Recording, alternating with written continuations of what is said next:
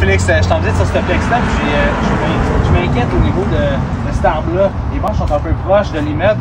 Est-ce que ça va causer des dommages ou y a-t-il des risques pour mon client? C'est très pertinent comme question. En réalité, c'est sûr, il va y avoir des risques.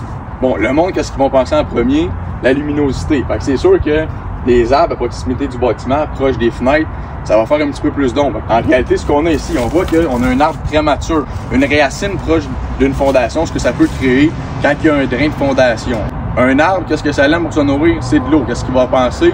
D'aller rentrer ses racines dans le drain de fondation, qui peut avoir un risque potentiel de l'obstruer au fil des années. Deuxièmement, ce qu'il peut y avoir aussi, c'est que les racines vont aller se faufiler en dessous de la dalle de béton. Qu'est-ce qu'il peut y avoir? Il va y avoir des fissures, il va y avoir du gonflement qui va être créé à ce niveau-là. Également, ce qu'il peut y avoir, il va avoir la petite vermine. Peu importe quelle vermine qu'on va parler, ce qu'il va y avoir, c'est que c'est un accès rapide au niveau des bâtiments. Ce que la vermine peut faire, monter dans l'arbre, ils vont pouvoir rentrer soit par le soffit, un maximum ou une petite ouverture qu'ils vont trouver. Puis là, après ça, ils vont venir se loger dans votre entretoit.